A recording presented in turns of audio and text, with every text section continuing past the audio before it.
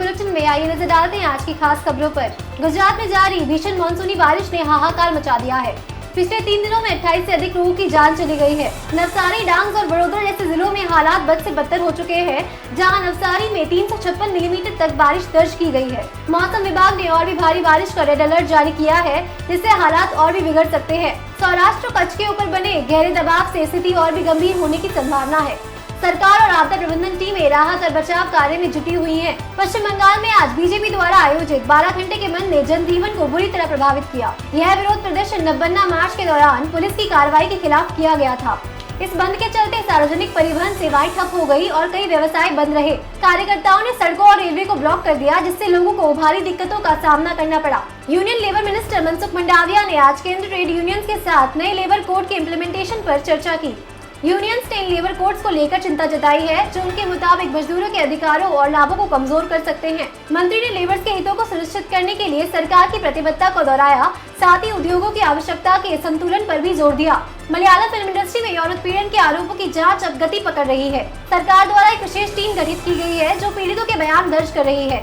इन आरोपों के बाद फिल्म उद्योग में सुधार और जवाबदेही की मांग जोर पकड़ रही है। केरल सरकार ने पीड़ितों को समर्थन देने और आरोपों की पूरी जांच का आश्वासन दिया है। भारत राष्ट्र समिति के प्रमुख नेता के कविता को सुप्रीम कोर्ट से जमानत मिलने के बाद तिहाड़ जेल से रिहा कर दिया गया है। कविता पर शराब नीति से जुड़े भ्रष्टाचार के आरोपों की जाँच चल रही है, लेकिन उन्होंने अपनी बेगुनाही का दावा किया है और कहा है कि वो अपनी राजनीतिक गतिविधियों को जारी रखेंगी। उनकी रिहाई के बाद राजनीतिक गलियारों में चर्चा तेज हो गई है। उत्तर प्रदेश के फारुखाबाद में एक दर्दनाक घटना सामने आई, जहां 2 किशोरियों के शव पेड़ से लटके पाए गए हैं। प्रारंभिक जांच से यह लगा कि शायद दोनों ने आत्महत्या की होगी, लेकिन पुलिस हर एंगल से जांच कर रही है। इस घटना ने इलाके में गुस्सा भड़का दिया है और किशोरियों की सुरक्षा को लेकर गंभीर सवाल खड़े कर दिए हैं। झारखंड के 2 पुलिस अधिकारियों पर पूर्व मुख्यमंत्री चंपई सोरेन की दिल्ली यात्रा के दौरान जासूसी के आरोप लगे हैं। इस मामले ने कानून व्यवस्था पर गंभीर सवाल खड़े कर दिए हैं। राज्य सरकार ने निष्पक्ष जांच का आश्वासन दिया है। अधिकारियों के आचरण और सत्ता के दुरुपयोग पर सवाल उठाए जा रहे हैं। नेशनल कॉन्फ्रेंस के नेता उमर अब्दुल्ला ने जम्मू कश्मीर विधानसभा चुनावों में गंदेर बल सीट से लड़ने का ऐलान किया है।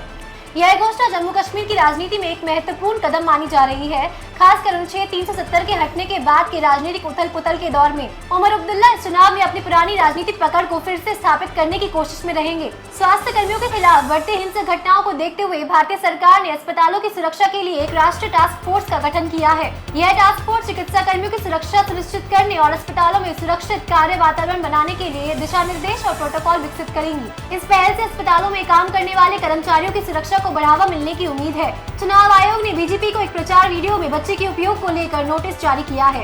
इस मामले में बच्चों के राजनीतिक विज्ञापन में चित्रण को लेकर नैतिकता पर सवाल उठाए जा रहे हैं। आयोग इस मामले की समीक्षा कर रहा है, ताकि चुनावी दिशा निर्देशों का पालन सुनिश्चित किया जा सके। आयोग बच्चों के हितों की सुरक्षा के लिए यह कदम उठा रहा है। राजधानी दिल्ली में भारी बारिश और तूफान के चलते मौसम विभाग ने येलो अलर्ट जारी किया है। इस मौसम के कारण यातायात में बाधाएं आई हैं और कई इलाकों में जलभराव हो गया है। प्रशासन ने लोगों से सतर्क रहने की अपील की है। इस मौसम से निपटने के लिए प्रशासन पूरी तरह से तैयार है। गुजरात में विनाशकारी बाढ़ के बाद राज्य सरकार ने सेना की टुकड़ियों और डिजास्टर रिस्पांस टीम्स को राहत कार्यों में लगाया है।